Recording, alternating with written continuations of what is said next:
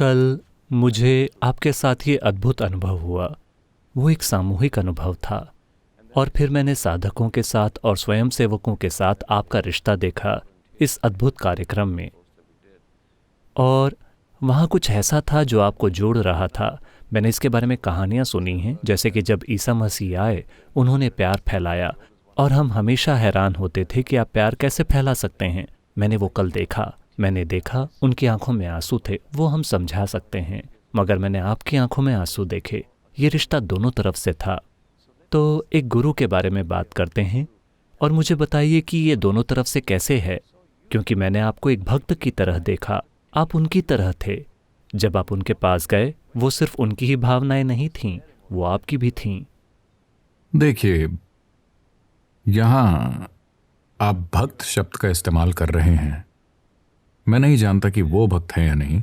मेरा जीवन उनके लिए समर्पित है। ये पक्का है। मेरा पूरा जीवन इस धरती के हर इंसान, इस धरती के हर जीव के लिए समर्पित है। तो भक्ति सिर्फ एक गहरा प्रेम संबंध है। जब मैं एक गहरा प्रेम संबंध कहता हूं तो आमतौर पर इन दिनों कम से कम लोग ये समझते हैं कि एक प्रेम संबंध का मतलब किसी प्रकार का लेन देन है। भक्ति एक गहरा प्रेम संबंध है, सिर्फ देने के लिए। उसमें लेना है या नहीं ये मायने नहीं रखता और ये आपके दिमाग में भी नहीं आता। तो मेरे लिए मेरा प्रेम संबंध उस हर चीज के साथ है। मैं जिस भी चीज को देखता हूं, चाहे वो एक आदमी, औरत, बच्चा, सजीव या निर्जीव हो, इससे फर्क नहीं पड़ता। मैं जिसे भी देखता हूं उसके साथ गहराई से जुड़ जाता हूं।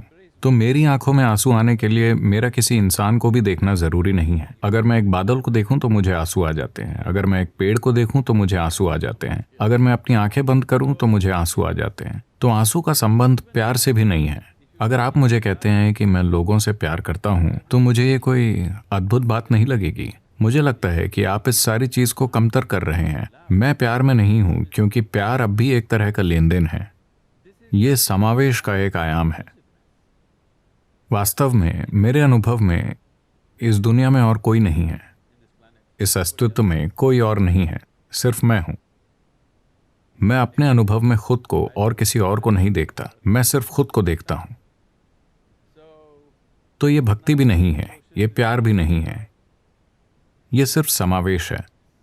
और ये मेरा विचार नहीं है, ये मेरा सिद्धांत नहीं है। अस्तित्व ऐसा ही है।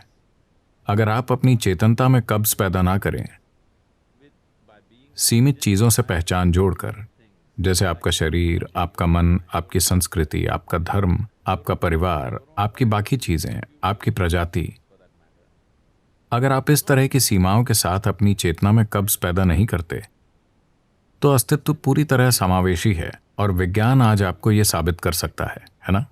जैसे ही लोग आपको देखते हैं, भले ही दूर से, अचानक प्यार उमड़ने लगता है, मानो प्यार की बरसात हो रही हो। तो चलिए प्यार की बात करते हैं। ये एक तरह का प्यार है। क्या होता है?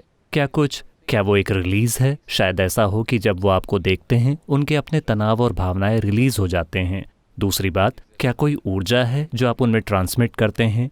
क्या वो ऊर्जा सिर्फ एक प्रेम संबंध में ही संभव है, चाहे आपके और लोगों के बीच या खुद लोगों के बीच? प्यार नाम की वो ऊर्जा क्या है?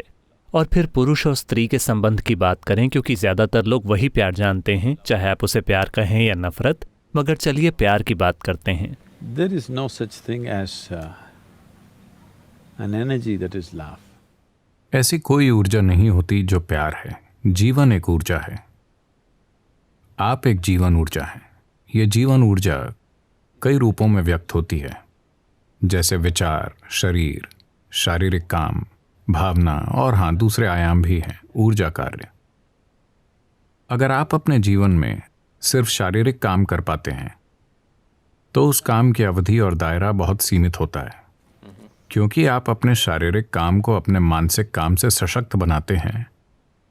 आपके मानसिक काम की स्पष्टता और तीव्रता के आधार पर आपका शारीरिक काम एक अलग स्तर पर चला जाता है, जैसे कि वो मानसिक काम की वजह से एक अलग आयाम में चला गया हो। अगर आप कोई फिल्म बनाते हैं और उसमें सिर्फ शारीरिक चीजें हैं तो ये एक पहलू है। उसमें बुद्धिमत्ता भी शामिल है, ये दूसरा पहलू है। उसमें भावना भी शामिल है, ये एक और पहलू है कि नहीं? तो ऐसा ही जीवन के साथ भी है। तो ये तीव्रता के अलग अलग स्तर हैं। भौतिक तीव्रता का एक स्तर है, बुद्धि तीव्रता का एक दूसरा स्तर है, भावना तीव्रता का एक अलग स्तर है। आमतौर पर लोग भावना को बुद्धि से कमतर मानते हैं। ये गलत चीज है जो वो कर रहे हैं। मुझे लगता है कि लोग धीरे धीरे ये समझ रहे हैं, वो अब इमोशनल इंटेलिजेंस की बात कर रहे हैं, क्योंकि भावना बुद्धि से अधिक तीव्रता की क्षमता रखती है। कई मायनों में बुद्धि में एक तरह की ठंडक होती है, बुद्धि में भेदने की क्षमता होती है, लेकिन भावना हर चीज को गले लगा सकती है।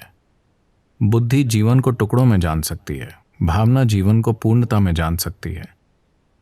तो यही वजह है कि आध्यात्मिक परंपराओं में हमेशा भक्ति को सबसे बड़ी चीज बनाया गया है, क्योंकि एक भक्त एक बौद्धिक व्यक्ति को मूर्ख नजर आता है, लेकिन एक भक्त जीवन के अनुभव के अर्थ में जो जानता है और वो जीवन के बोध के संदर्भ में उसकी पूर्णता में जो जानता है, एक बौद्धिक व्यक्ति कभी उसे नहीं छुएगा।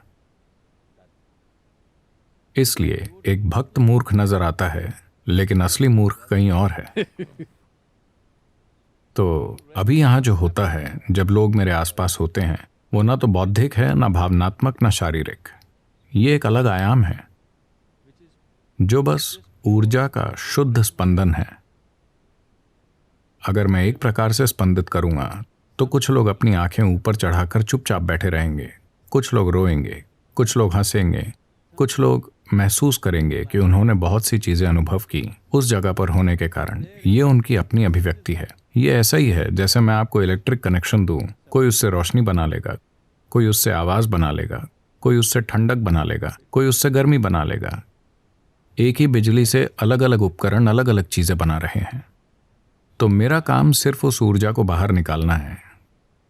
कोई उससे प्यार बना लेता है, कोई उससे सजगता बना लेता है, कोई उससे जागरूकता बना लेता है, कोई उससे ध्यानमयता बना लेता है। ये उस व्यक्ति के ऊपर है। ये उसके विकास और उसकी ग्रहणशीलता पर निर्भर करता है कि वो कैसा है।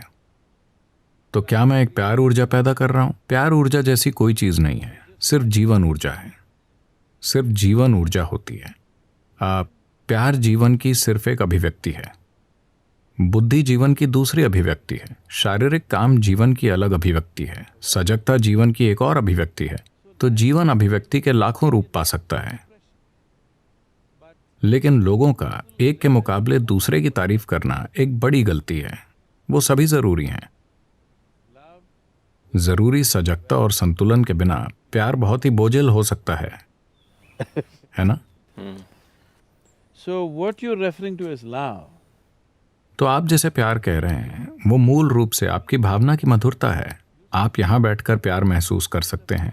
आप किसी ऐसे व्यक्ति के लिए प्यार महसूस कर सकते हैं जो यहां है भी नहीं। तो इसका किसी व्यक्ति से कोई लेना देना नहीं है। जब इंसान अपनी ही प्रकृति के प्रति ज्यादा से ज्यादा जागरूक हो जाता है, तो वो समझ जाता है कि प्यार के अनुभव के लिए, आनंद के अनुभव के लिए, परमानंद के अनुभव के लिए, यहाँ तक कि जीवन के भौतिक सुखों का अनुभव करने के लिए भी वास्तव में आपको किसी की जरूरत नहीं है।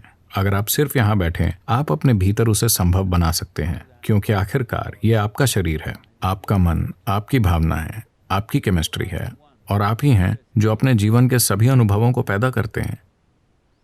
चूंकि लोग इसके बारे में सचेत नहीं होते कि आप ही अपने जीवन के निर्माता हैं, आप ही अपने जीवन को वैसे चलाते हैं जैसे चाहते हैं। ज्यादातर लोग अब भी मानते हैं कि उनके अनुभव उनके आसपास के लोग और हालात तय करते हैं, लेकिन ये सच नहीं है। इंसानी अनुभव 100% खुद के बनाए होते हैं, 100%।